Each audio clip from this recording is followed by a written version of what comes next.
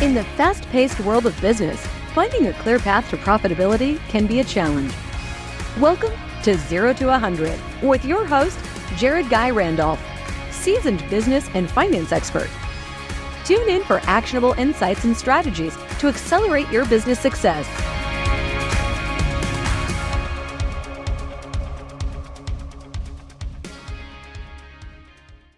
Hello, Accelerators. Today on 0 to 100, I'm very proud to introduce Ty Crandall. He is an internationally known author, speaker, business finance expert with over 20 years of experience. He is looked at as an authority in all things business credit, scoring, and finance. He is also a 2-time best-selling author. His books, Perfect Credit and Business Credit Decoded, are leading books in the field. Today, he sits as CEO of Credit Suite, a leading authority and advisor to companies on business scoring and building business credit. We're going to cover some awesome topics that are going to take your business to the next level. Business credit. What is it? How do you create it? How do you become more attractive to a lender and become fundable? And most importantly, because this is what the secret that the big dogs do, is how you use business credit to create more profitability in your business. For those of you who do not know me, my name is Jared Guy Randolph. I am the founder of BoxFi.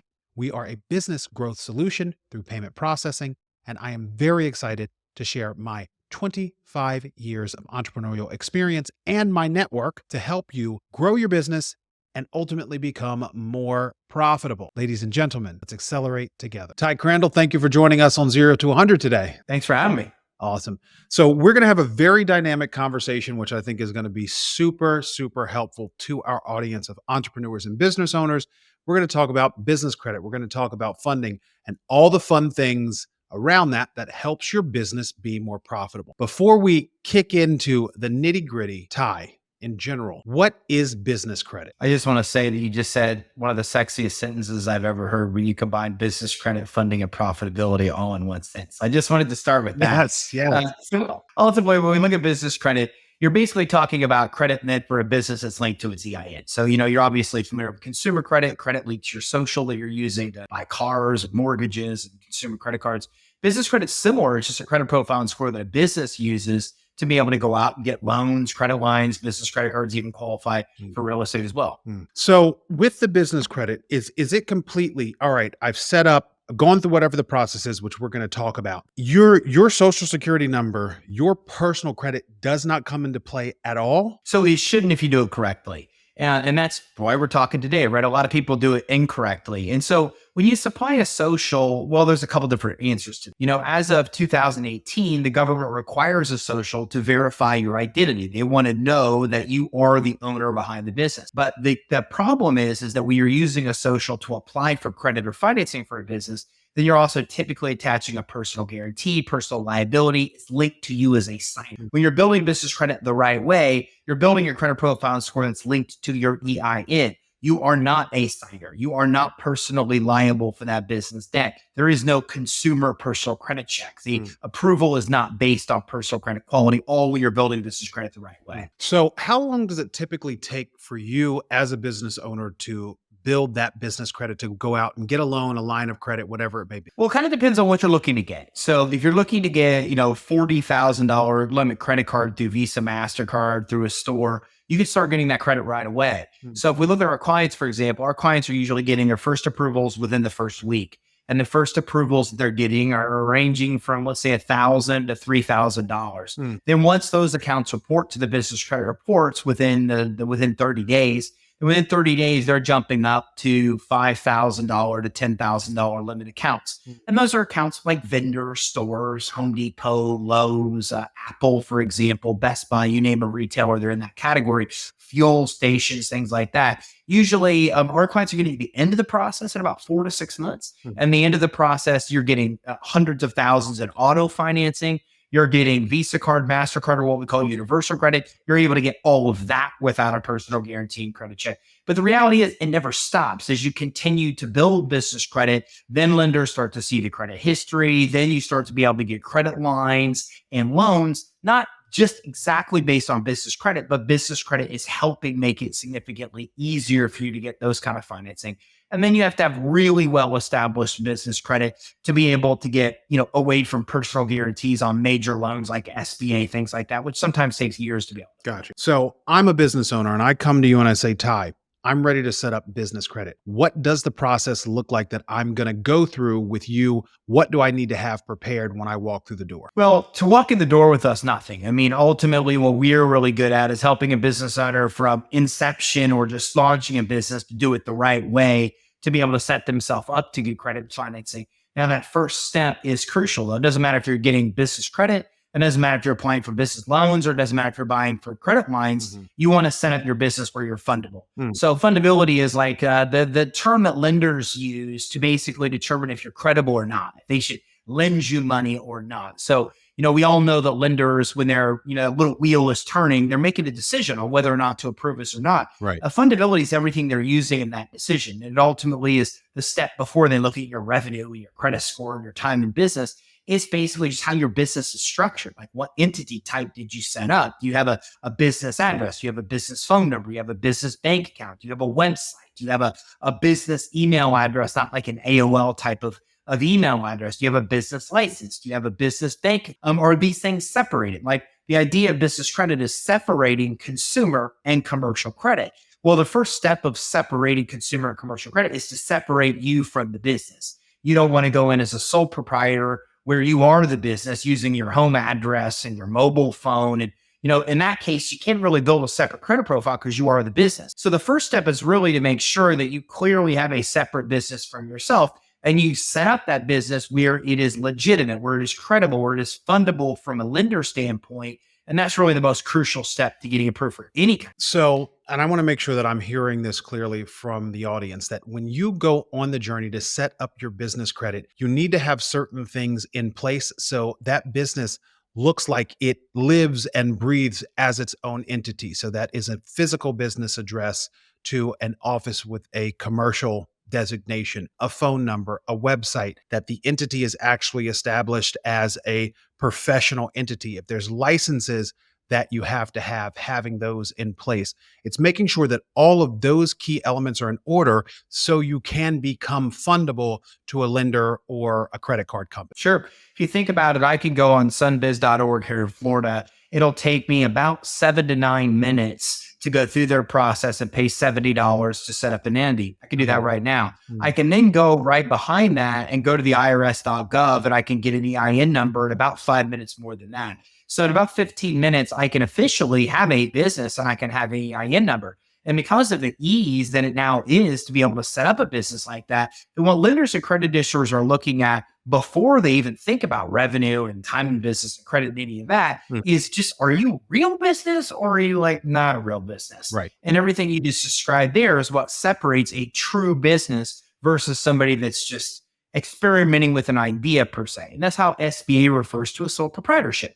They basically say this is somebody that's experimenting with a business idea or a concept, not even a true business. But a true business actually launches as an LLC or a corporation, and it has all the things you described. It has a separate address and a separate phone number and a separate bank account. When you're doing all those things, then a lender or credit issuer clearly sees that you have a legitimate, real business that is not linked to you personally. Excellent. Okay, that makes sense. Now, there's something that I've heard of in the ether, and I don't really know, so I'm going to go to you as the expert. I've heard that business classification is very important when establishing business credit. Is this true? If so, what business classifications should you seek out for your business? How do you provide the correct business classification? So classification of a business is exponentially more important than just when it comes to business credit.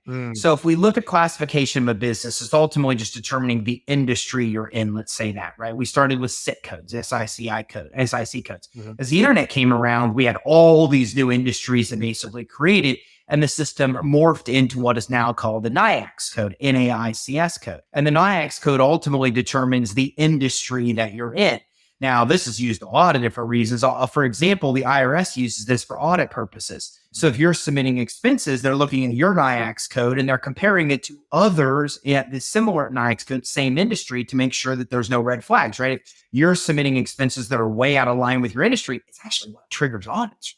The SEC is looking at this. Everybody's looking at NAICS codes to see how your business behaves that might be out of sorts with others in your industry. The shocking thing is most people have no idea what their NAICS code even is. If I ask a typical business owner, what is your NAICS code? They truly either don't know what a NAICS code is or don't know what their NAICS code is. Or know what the actual number itself is. So that's really very important for everything you're doing in your business. When you are setting up the business initially, you should go and look at NAICScode.com. And then you should also do a simple Google search for high-risk NAICS code. The first thing you want to do is make sure that you are not in a high-risk industry, and you want to choose a code that is relative to what you do, but doesn't reflect your high risk. I'll give you an example. We are a software company. We also are the biggest in the space of business education.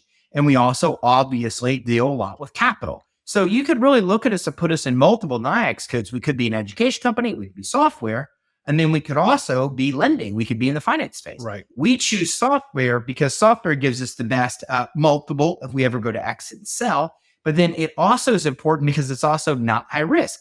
So we wouldn't choose education, not as good of a multiple if we exit. We wouldn't choose finance, very high risk when it comes to getting money. Right. But so we go with software. So ultimately, you oftentimes have choices of what you choose. You just want to avoid the high risk. You want to then go to NAICScode.com or NAICS.com. You want to do a search, find your best designator. And whenever anybody on paper asks your industry, the IRS, business credit reporting agencies, lenders, credit issuers, you should put in there, I'm a software publisher, NAICS code 31142, whatever it is. That's exactly how that question should always be answered. That way you're not associated with industries you're not in. I don't want to keep going on, but even the business credit reporting agencies have comparison scores where they're comparing you against others in your industry. Lenders have restricted in industries. Lenders have prohibited industries. It's a mess when you don't know what your NAICS is, because your scores usually are out of alignment. You're triggering IRS audits. Lenders and credit issuers find it harder to lend to you. That's why it's such a crucial thing to get done, and a great question on your part. What's really interesting is that the codes for your business, or the business designations for underwritings for banks, lenders, is incredibly important. I even see that in our world of payment processing, is that sometimes a business, if they go to underwriting, does not have the right designation for what they actually do, an account can get turned down.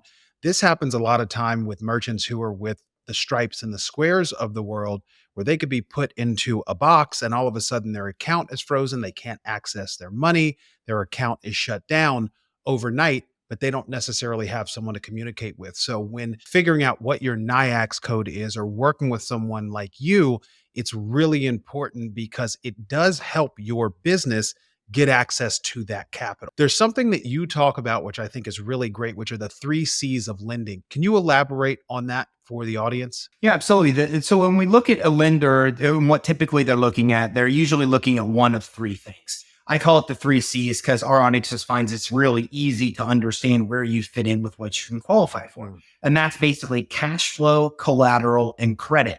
So when you understand the 3 C's, then it's easier to get financing because you're applying for the kind of financing you can get. So the way the 3 C's formula works is that lenders usually focus on one of the C's and they don't really care as much about the other C. So I'll give you an example. If I have consistent revenue in my business flow, then I want to go for something called cash flow finance. And cash flow financing is really only primarily looking at how I manage my cash flow.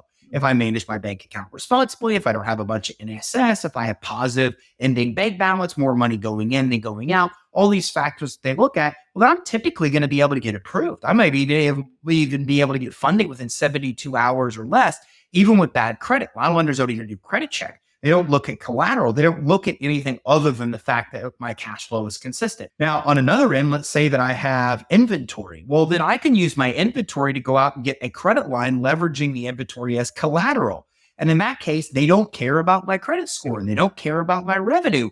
All they care about is the asset itself, the collateral. So with the 3 C's formula, it's like you could figure out what your strength is, cash flow, credit, or collateral. you can get money based on that strength, even if you have weaknesses in the other area. Now, as you build a more established business, your consumer credit is improved, your business credit's established. Now you start to get all three C's. That's what opens up the best kind of loans, like SBA is an example, right? They want us to have collateral. They want us to have good credit. They want us to have cash flow verifiable on tax returns. So the closer we get to having all three C's, the more capital we can get through more different types of loan products. But the good thing is, even as a startup, I'm able to just use good credit or collateral alone to be able to get funding even from the beginning of my business. So that free seed formula was just an easy roadmap for somebody. So I want to make sure that I understand this in terms of the credit of the three C's. Can you use very solid personal credit to get business credit, but not have to sign a personal guarantee? So if you're using consumer credit, so there's a couple different ways to answer that. And let me give you an example. There's a program called Credit Line Hybrid. That's the most popular program we deal with for real estate investors. And we also deal with Credit Line Hybrid for startups. Okay. With Credit Line Hybrid, I have good personal credit. I come in and I get credit and financing for my business. Now, the nice thing is I'm able to get that financing at 0%. That reports to the business credit reporting agency, so it helps me build business credit, but I am absolutely providing a personal guarantee. Here is an example, right? This is one of the first credit cards I ever got for my business using Credit Line Hybrid. I still use this today. So it's my only business card that I actually carry in my wallet. This required good credit. It required a personal guarantee to actually get approved. So yeah, most of the time, if you're relying on consumer credit to make the underwriting decision, you are providing a personal guarantee in almost all cases. Okay. Now, the other side of credit is business credit, right? So when we talk about the three C's, we talk about funding you can get just based on personal credit, but there's also tons of money you can get just based on business credit as well. As a matter of fact, I like to tell a lot of entrepreneurs, if you don't have a C, then you make one. And you make one by creating business credit, because by building a credit profile and score, you now create an asset itself there with business credit that then helps you get money using the business credit building system. Okay, so let's talk about the first and most crucial step in creating business credit. Is it going out and getting a store credit card or a 30, 60, 90 day type account with a service provider for businesses? What is the best step to get started in building that business credit? The first step we never want to forget is to set up the business where it's fundable. And I'll come back and constantly reiterate that, because the problem is that this is a skip. It's just, as entrepreneurs, our brains don't work this way. We want to skip that thing. We want to get to the good stuff. Yeah, right. We're just that way. But the problem is this is the thing that messes us up. Like, the fundability accounts for more than half of all denial. All the denials for business lending, which is upwards of 90%, more than half of them are just because of fundability. Like, if somebody just fixes that, I could sit here for hours and tell you stories of people that just fixed that and went from denial on Amex to no limit Amex, denial on loan to $500,000 loan. It's all right there. That's what gets lenders to chase us and us stop chasing them. It's what gets us pre-screened offers. It's what gets us automated approvals. This is where everybody gets stuck. Now, let's say that we've already done that. We already talked about it, so we've already set up our business where we're fundable. Now, when it comes to building initial business credit, there is no right, wrong, or better or worse way. It just depends on what works for you. There's really three ways to do it. The first, Credit Line Hybrid, is an example. I'm able to come in and get 5 to 8 credit lines that report to the business credit reporting agencies using a guarantor or a guarantee from me or a guarantor and good personal credit to get approved. Now I'm starting business credit with $10,000, $15,000, $20,000 limit credit lines or higher. Great way to jumpstart business credit building. But I might not have good personal credit. A lot of entrepreneurs don't. We're risk takers, right? And I might not want to provide a personal guarantee. Then I want to look at one of two other options. The other option is Dun & Bradstreet's Credit Builder. D&B's Credit Builder will allow us to take 12 accounts that we already have and add them to our business credit report. So for example, if you are working with HubSpot as your CRM, or maybe you're with an Infusionsoft, you could take your payments there and you can actually add them to your Dun & Bradstreet credit report by paying D&B monthly for their credit builder. You can do this with 12 accounts, and that can jumpstart at least your credit profile with D&B. Wow. And the third way, the most popular way to do this, is through what are called using starter vendors. Now, starter vendors are unique because they do two things. They'll, one, give you credit when you have none, right? We're always in this conundrum of, how do I get money if I need to, how do I get credit if I need a credit history to get credit, right? Right. Well, the conundrum is solved by starter vendors. They'll give us credit when we have none. but they report the credit to the business credit reporting agency, which is really important because over 90% of trade credit, over 90% of people that issue us credit do not report to a business credit reporting agency. So I talk to a lot of people about multi-million-dollar businesses that are denied because they don't have business credit. And they're astonished because all of these people have extended them credit. But none of that credit reports to a business CRA, credit reporting agency. So we want to use starter vendors that report to a business credit reporting agency that will give us approvals when we don't have it. Some examples here are Uline. Uline's been one of my favorites since I wrote the best-selling book on business credit over a decade ago. Love Uline.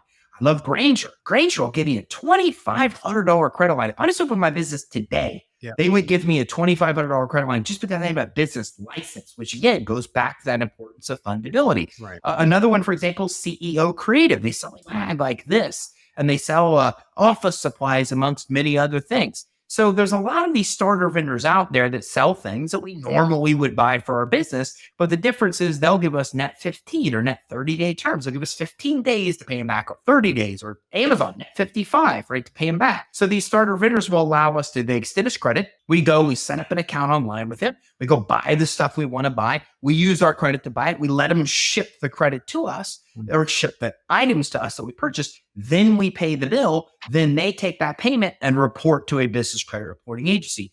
All three of these methods will work. The key is that we need accounts reported to a business credit reporting agency, Dun & Bradstreet, Equifax, and/or Experian, to jumpstart the business credit building. Any of those three methods will help us. So if you're looking to set up that business credit, those lines, I guess trade lines, would be really beneficial. CEO Creative, Granger, Uline, to go ahead and get a net 15, net 30 account and pay it off. Now, here's one of the key things that I know from going through the process of establishing business credit. Whether or not you need anything from the company, spend a couple $100s a month and let it get reported, because I have more mailing and stuffing and package equipment that I need in the loft in my garage. But I did it because I wanted to set up the business credit, and it was very, very helpful. Sure. I have a stack of first aid kits from Granger. I have more batteries than what even my teenagers can even blow through. So it's interesting because when you talk about these places and people are like, I don't need outdoor workwear. Neither do I. Yeah. But I bought a really funny sign that I parked in front of my best friend's car that he absolutely loves that I got from there, right? And then I'm able to come in and get batteries and first aid kits. So the key here is that when you're building initial business credit, if you find the right vendors, you legitimately can find what you need to buy. Office supplies, for example, networking solutions, computer solutions, even marketing services, website creation, ads. You can actually find them. But then in some cases, you're just buying things you normally wouldn't buy. Like you are. Like you said, I don't need a bunch of shipping supplies. I don't ship a bunch of stuff. Right. But it's worth it to me to give Uline $50 or $100 because they give me that trade line. That's that actual trade-off. Yeah. So try to find vendors that really sell stuff that you need to buy. And then, like you said, you might have to make a small sacrifice, but it's worth it for that trade line, because in a month, the next month, you're then able to start coming in and getting credit with really almost all of the major retailers start opening up a month. Absolutely. So let's talk about some of the sources that actually offer some of the best business loans or credit cards or credit lines that are in the market today. So there's a lot of them. And the way I like to describe this is like this. If we talk about the easiest and fastest forms to get capital, we talk about business credit cards, one. Okay. We talk about loans, typically second. Credit lines are some of the hardest to get in third. So what I like to tell entrepreneurs is that most entrepreneurs are trying to go out and get a loan or a credit line to pay for everything. They say, I need to launch a business and it's going to cost me $50K. And then they're trying to go get a loan or a credit line, a startup loan or credit line for $50K. It's completely the wrong way to do it. What you really want to do is you want to really map out what you're trying to get the money. So if I'm launching my business here, then I need computers. I need a phone. I need my MacBook, which I don't actually have here. I need cameras. I need my printer. I need paper. I need my stand-up desk. But I need an office setup, right? Right. So 100% of this, I could use business credit to buy 100%. I can get my computers here through Dell or HP. I can get my camera right here. I can get this through Best Buy. I can get my phone through a credit line with Apple. So you get the idea. Everything. I can get my furniture from IKEA. 100% of these can be bought based on business credit. So I always want to go down that path just because easy to get. And I'm able to get $10, $20, $30, $50,000 credit lines, for example, at all of these places. Now, the other nice thing is that now when I get my computer from Dell and my camera from Best Buy, and I get this from Apple. Now I've got 5, 6, 7, 8 credit lines, and they're all reporting to the business credit reporting agency. And that's a very important point to business credibility. Business credibility in large part is driven based on how many accounts you have on that profile.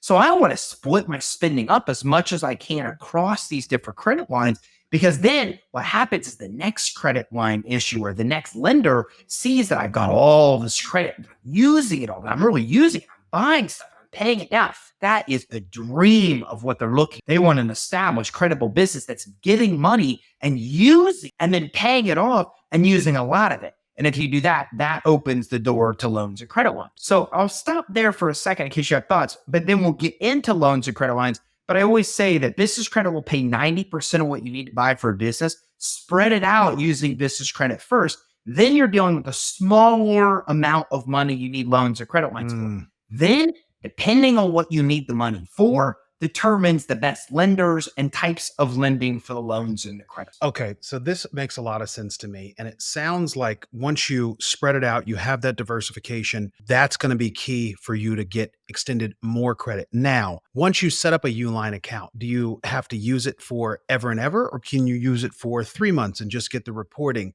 Is there any special sauce or technique in there when you have the trade accounts first? There's 2 things to keep in mind.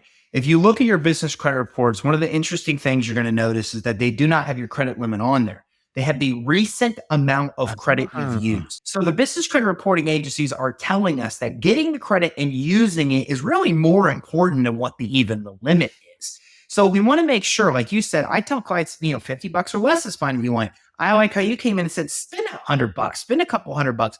The more you're spending on that credit, the more credit issuers will approve you for with future credit, right? It doesn't matter if you have a $10,000 limit if you're only spending $100 a month. But if they see you're given a $2,000 limit, you're spending $1,000 or $2,000, then from their perspective, you need a higher limit. If I gave you a credit card with a higher limit, you're probably more inclined to use that one, right? The reason that this is the card in my wallet for business is my highest limit. We tend to default to our highest limit best card. Yeah. So the next credit issuers are going to see you're using it. They're going to want to give you more and more and more money. So using that credit is part of the equation. It's very, very, very important that you're actually using it as much as you possibly can. One of the main factors you really want to look at. Now, the business credit reporting agencies will stop scoring it if it hasn't been used for 12 months. Okay. So I tell our clients, use it every 6 months at least. If you want it to calculate it into your score, the actual from the reporting agency's cutoff is 12 months. If you haven't used it in 12 months, it's not dropped from your report, but it's not calculated into your score. So what I'm hearing from you, the key with business credit is because they don't report the limits that you have on your cars, get it, use it, pay it off. Yeah. And the third part's the most important, because when we look at business credit scores, the main scores of the business credit reporting agencies are driven based on only how you pay your bills. I mean, the only factor they look at is how you pay your bills. But don't get me wrong. If I pull my D&B report, I can get 5 scores, and all 5 of those scores take into different things into account. We could talk for an hour about how business credit scores work. But the primary score from D&B, for example, Paydex, is 100% based on how you pay your bills. It is just a numerical number, numerical number, that doesn't even sound right. But I'm going to move forward anyways. It is just a number that reflects how you pay your bills on average during that time period. So you just need to make sure that you pay your bills on time or early. Remember, in the consumer credit world, I have 30 days before I'm late. Does not work that way in the business world. Like if I'm 1 day late, then I am 1 day DBT, day beyond turns. So I want to make sure I'm paying the bill on time or early. If I do that one thing, that gives me a good score. And that is what drives the interest rates that we end up paying on loans, credit lines, business credit. Got you. So let me shift over to talking about taxes and the business. Is it important to show profitability in your business when you're going for the larger lines of credit? When it comes to loans and credit lines, 100%. When it comes to business credit, it's no doc. We don't care. Okay. Business credit is not looking at like tax returns and bank statements and any income documentation. It's why we love business credit so much. It's easy to get. But when it comes to getting the best kind of loans, the best kind of credit lines, profitability really ties into it. You show me a business that has $1,000 in loss and show me another business that has $1,000 in profit, I'm going to show you the difference between a hard money loan and a loan that has way better terms, including lower interest rates, longer terms, more money, lower payments. So profitability is a big deal in a business. And here's why. Because we all hide the money. I mean, it's all we do. You know, the tax code was really created for businesses. You talk to any tax expert. Yes. Okay. But the thing is that you kind of get so big that you can't hide it anymore. Right. And everybody knows that you get to a point where you just have to pay taxes. Like you can't legally and ethically hide the money. And I mean, hide by, I mean, like legally doing it, like buying a year's worth of my software at the end of the year, but I pay taxes. Right. So when I say hide, I'm talking about legally and ethically. But you get to a point in the business where it grows, and you just can't do that. Like, you got to pay taxes because you're profitable. There's no other way around it if you're running a really good business. So that's why lenders look at it that way. The most established businesses are showing profits. Those are the businesses, your SBA lenders, for example, the major banks, those are the businesses that those banks really want. So let's say that you are a business and you're at the point where the tax code just ain't working much for you anymore and you are profitable and you've got to take that profit. Are there ways to offset that, like investing in real estate? Oh, absolutely. And there's a lot of those. And I'm not the guy for that, right? There's all kinds of tax strategists that even I deploy, and I'm sure you deploy, that help with that tax strategy of where the money is. For example, we just prepay everything. At the end of the year, we're buying software for the year at major discounts. Right. And that's where we typically start, is we go to get discounts on everything we buy by giving them the money in advance to being able to get discounts there.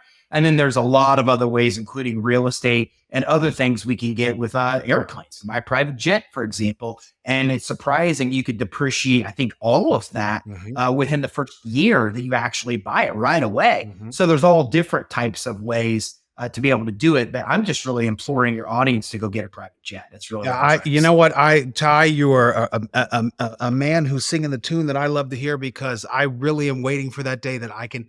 And the problem is I've done it a few times. So once you've flown private a few times, it really just messes up your life, because then you have to sit in an airport terminal and you're like, oh. So I digress. There are various ways that you as a business owner can offset that income through the acquisition of equipment, planes, through real estates. I love what you said about pre-buying your equipment. I've seen companies that spend a lot of money on travel and meals and entertainment prepay for hotels, for a block of hotel rooms for an entire year at like a 50% discount, because the hotels can book it. They need to spend the money anyway. They get a discount for it. They've even done that with restaurants that they have relationships with, where they'll pre-spend $100,000 in a year and save 40, 50% because the restaurant can book that income day one. So there are a lot of really creative ways that as business owners, once you get to that point, you can do things like that to offset some of your income. So absolutely. You can even funnel a lot of that through business credit cards where you're getting points for all that, right?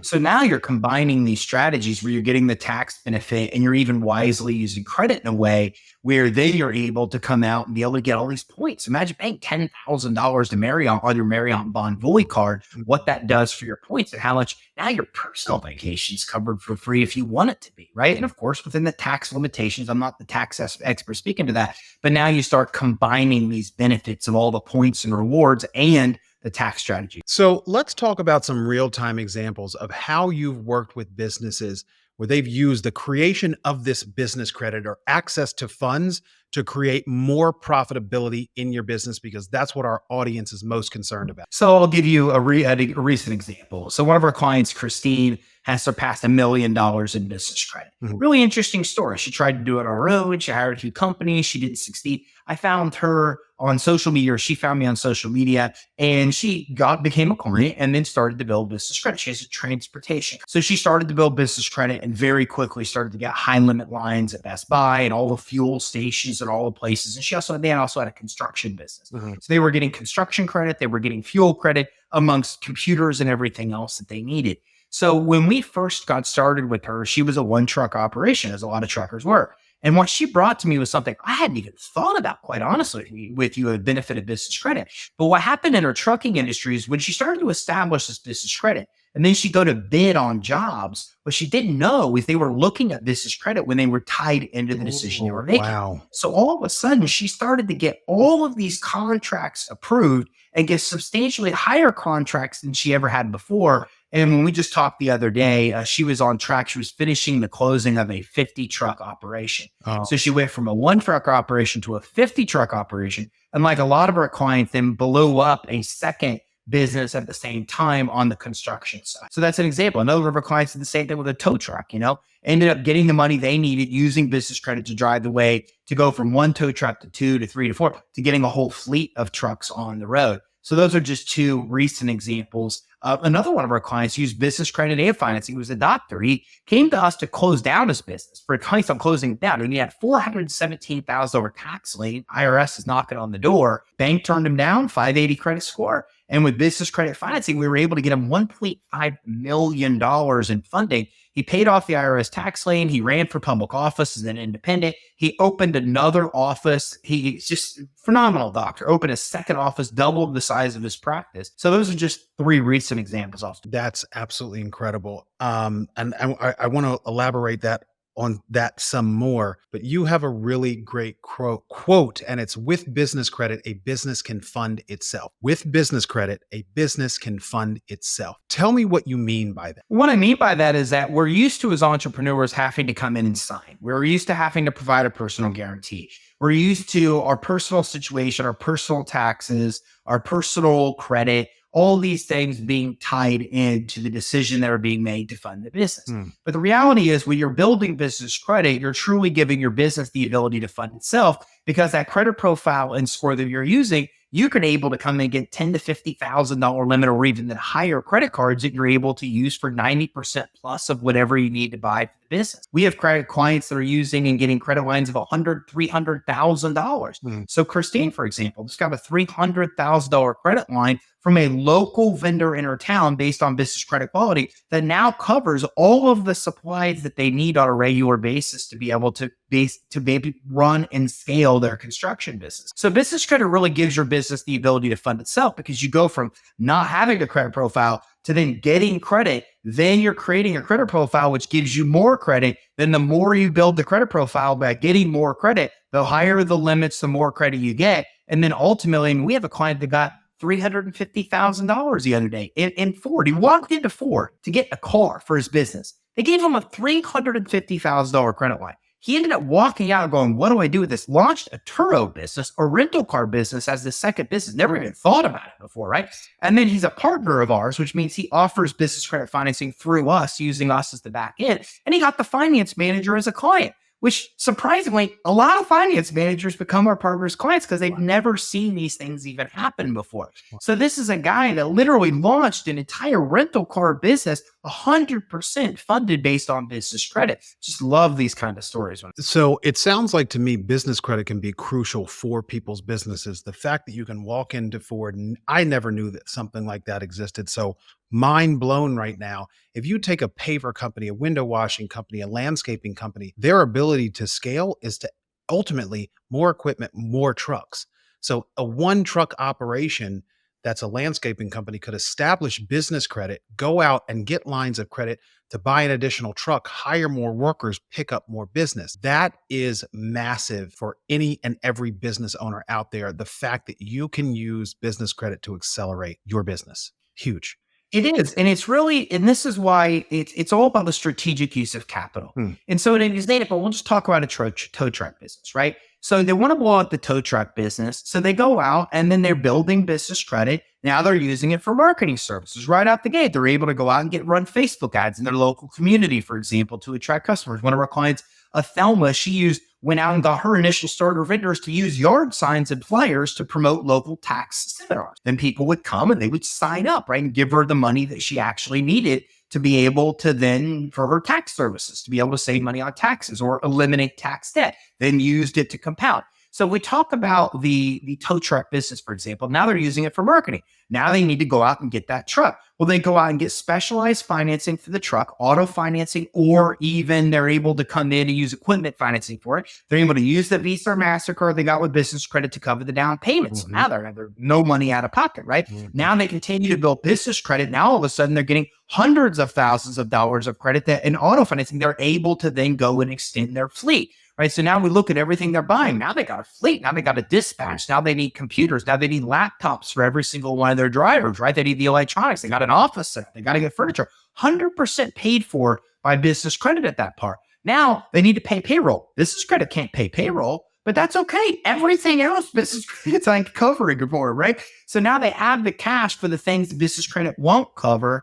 And now you can just see the ease it is to be able to expand and grow a business like that. And by the way, we're talking about a form of capital that anybody can get. Like if you have an entity in the US, you could start it today and get it. We're talking about the type of capital that literally was used to fund Walmart from ground up. Like if you ever read Sam Walton's book, he'll tell you the story. Like he would sit there while they would go in the back room. The poll was done in Bradstreet credit profile. That's how he got the money to be able to supply the actual stuff he sold in stores today. And I don't mean to go off on a tangent, but 80% of what Walmart sells, they use business credit to buy. Think about that. Think about how strategic that is. 8 out of 10 items on their shelves, they're using business credit to buy. Then they use your money to pay off the credit. Then they save their cash and use it for stores. It's why they now have 10,000 stores. And if you read Sam's book, this is how he started. The entire company was founded and still today is driven by business credit. It actually has more value in Walmart than all their shareholder value combined in the company. Wow. So it just goes to show how big it can get when you're doing it. And this makes the way in which you're approaching this, because I believe that our audience, it has been my experience. So let me just speak for myself. Credit has always had a bit of a negative connotation because of the connection to personal credit and growing up not having that financial acumen, screwing up your credit, having to fix it, then using it and it gets screwed up again, then having to fix it and going through these cycles that we go through. And to your point, entrepreneurs are renegades, they're mavericks. They go out and they take chances. And a lot of times their credit blows up because of that. And in spite of it, they still build really strong businesses. But it sounds like to me, business credit really is that tool that can take you to the next level. And I'm going to give a shameless plug for my company. One of our partners, LoanBud, that we work with for our businesses that go out and get the SBA loans, what we're able to do on the payment processing side of the business and the savings that we can create from either reducing or eliminating credit card fees has allowed some of our business owners to pay for their SBA loan monthly payments. The same thing could go for those credit payments. Shameless plug there, I know, but there are so many different financial techniques. And you said the strategic use of capital, those strategic use of capital elements can propel your business to the next level. And it's not just about creating more profitability or more revenue right now. It's taking what you have as a business owner, using or being strategic with your use of capital through credit lines, through SBA loans, through payment processing to accelerate to the next level. Yeah, it's funny because I just filmed the video on the same topic where I said, look, with consumer credit, I think business credit and business credit scores are extremely more valuable than personal credit. Because if we look at personal credit, you're obtaining debt for basically an improved quality of life, whether it be credit cards, car loans, or mortgages, right? Which is a great thing to have. Right? I like living in a really nice place.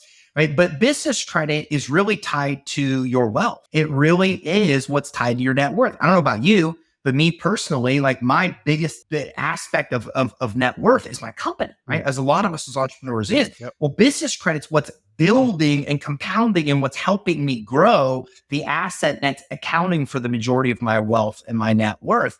And this is how every one of them, there's a reason that every one of the largest publicly and privately owned companies is where they are. They understand this concept. So if I look at Apple at any given day, one of the most valuable companies in the world, then they have $130 billion in cash and $100 billion in debt. Why? Why would a company with 130 have 100 in debt? Now, Dave Ramsey steward would say, Apple, I know what to do. You take the 130 and drop that. But the problem is Apple wouldn't be the most valuable company if they did that. What they're doing is conserving cash for expansion, for R&D, for new product development, for stores, for retail stores. They all operate the same way. They use OPM master with other people's money, and then they conserve cash for things they can't use necessarily OPM for. And that's how they expand at an exponential rate. And the easier we understand that as small business owners, the more we can do the same thing, following the exact same concepts that they use to get to where they are. So you have just given us an incredible amount of information, and we're going to do something that we do fun at the end of each one of our podcasts, and we're going to do a rapid fire session. You ready? I'm ready. Sega Genesis. Born ready. I'll tell you, I was born ready. Born ready. Sega Genesis or stickball? Sega Genesis. If it's a zombie apocalypse and you've got to run out of the house and protect your family, what weapon are you taking with yourself? Ooh, What kills a zombie? Will a shotgun work? I take a shotgun if it works. All right. Awesome. What is? That's a tough question. I have to No, have really- one way. I go with the flamethrower because I just feel like if you light stuff on fire, like there's a lot you can do with that. And has a nice trajectory. What is one That's of actually smart. I don't think I'd leave the house. So I'm on the 25th floor. Zombies can't Oh, climb. So I feel safe. I got one door to protect. And as long as I got enough firepower on that door. See, this is the problem. You can't ask people with ADHD these questions. Well, here's the problem. My brain is so you're far getting, down the road. and now you're getting me off task because I want to have a conversation about this because I really don't appreciate zombies today. If you watched a zombie movie 30 years ago, they moved slowly and they were like, oh, I'm a zombie. Now they literally sprint down the street after you. How did that happen? I don't understand that. I agree. Going to chase You you. don't even have a fighting chance nowadays. Like I remember the one where if you make noise, like they come after you. Like that was startling. I Those know. guys move super quick. Like it's instantaneous. Right? They're on. Right? What is one of your favorite business quotes? Warren Buffett, that it's good to learn from your mistakes and it's better to learn from the mistakes of others. If you are to have dinner this evening with someone you admire, dead or alive, who would it be and why? My dad. I mean, I live pretty far. I haven't lived in the same state as my folks since I graduated high school. So I still see him once in a while. But if I ever had a choice, I would sit down and have dinner with my dad. That's beautiful. Make that happen. You have no excuse. I'm telling you to make that happen right now.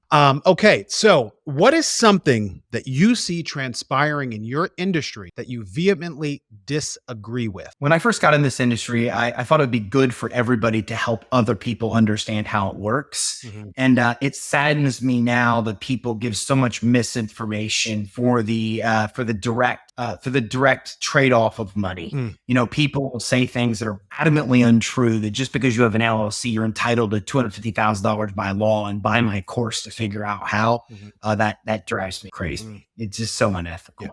Predatory. So if you are a business owner that's doing $10 million in annual revenue, and Jared walks through the door and I hand you a $300,000 check, how would you advise that business owner to invest that $300,000 to double their profits? Well, I think that depends on whatever they're doing now to give them the highest ROI. So whatever they're doing that would give them the best ROI right now is where I would put that money into scaling whatever. And we've talked about this on other segments. I know I'm messing up our rapid fire right now, but I love what you just said. As business owners, lean into what is working, what's working and making you money, which funnily enough, when you need to sell and you need to make things happen and you push, sometimes that little thing that you do, that push is actually what you should be focusing on in your business in general. So lean into that thing that is moving your business forward and invest that extra capital in that comes up. Last question, and one of the most important questions. Tell me one thing in your life or business that you had to overcome that has helped you build the success that you have today. Well, the first company I ever owned was a mortgage company in the mortgage industry when it failed. So to me, it was one of the best experiences I've ever went through in my life. Horrible at the time, absolutely horrible. I can tell you things literally bring me to tears right now. But the best learning experience that I've ever actually had. And those lessons have carried with me and have humbled me enough to become a whole different kind of entrepreneur that I am. Beautiful. Ty, please tell the audience where they can reach you and connect if they would like to do so. Sure. We are available at creditsuite.com. That's creditsuite, SUITE. creditsuite.com. And we've got a great step-by-step business credit building guide that gives even more insight. And we were able to dive in today at creditsuite.com/EIN. Ty Crandall, thank you for joining us. Thanks for having me.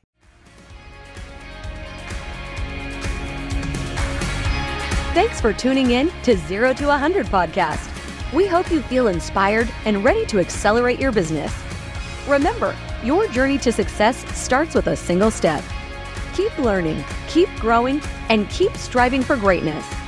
For more resources and show notes, visit jaredguyrandolph.com. We'll see you next time.